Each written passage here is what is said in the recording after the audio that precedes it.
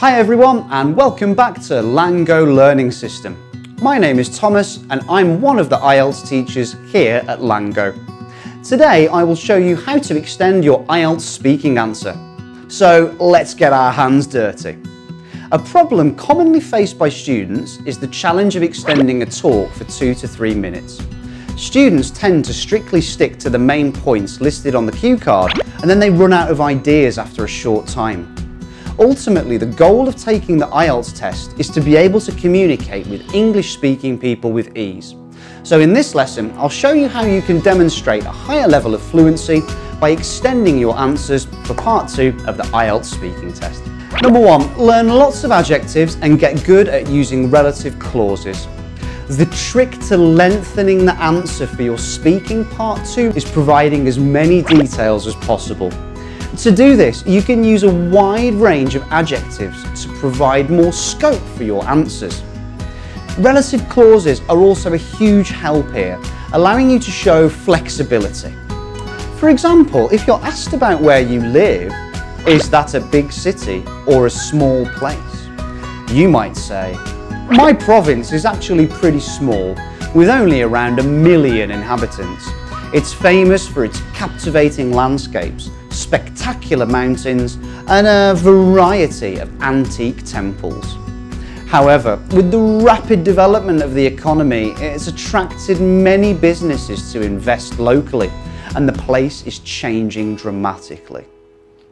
You can see that we've used many adjectives in this answer, such as captivating, spectacular, antique, rapid. Number 2.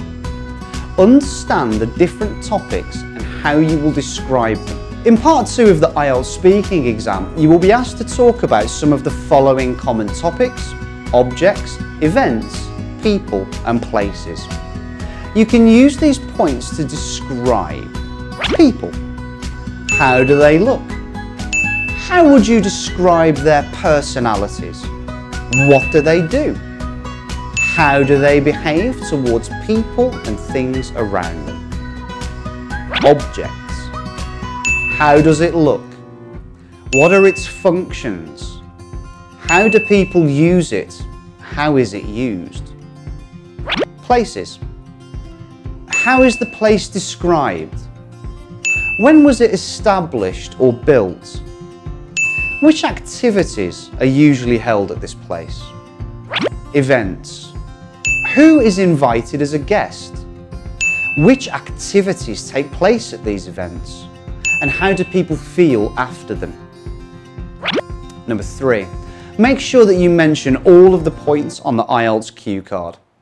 You should take all of the bullet points into consideration because it considerably facilitates you generating and organising ideas in your speech.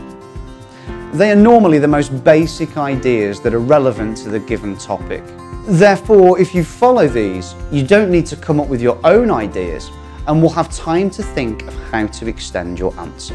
Number 4, tell a story that's personal to you about the person, place, object or event.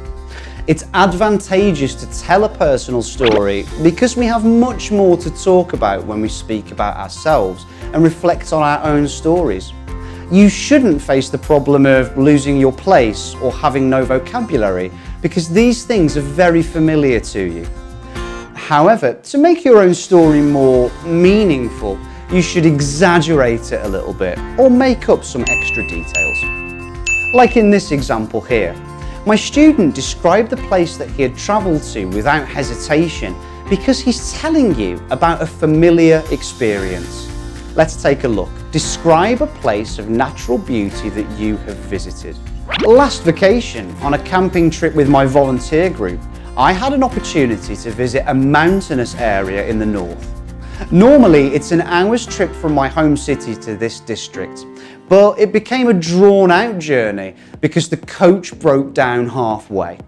The splendid landscape of the ancient village here made me feel startled as soon as I arrived. The next morning I enjoyed the fresh air on the top of the mountain. If you go there in winter, you can experience the breathtaking snow-capped peaks from the view of the hotel's window. Besides, many travellers are attracted to this place for its local food and the hospitality of the people.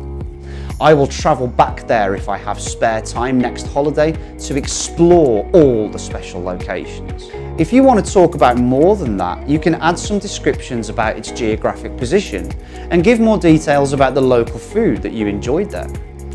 It's a useful method to extend the answer by using your own experiences. 5. Practice, practice, practice.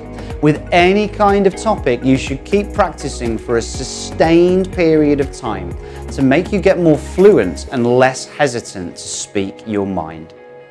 Remember that practice builds confidence and confidence builds fluency. I hope that you found this lesson helpful in preparing you for your IELTS test. If you want to sign up for the IELTS courses here at LangGo, please click on the link below. These IELTS courses are designed to cater to your individual needs and to provide personalised learning pathways.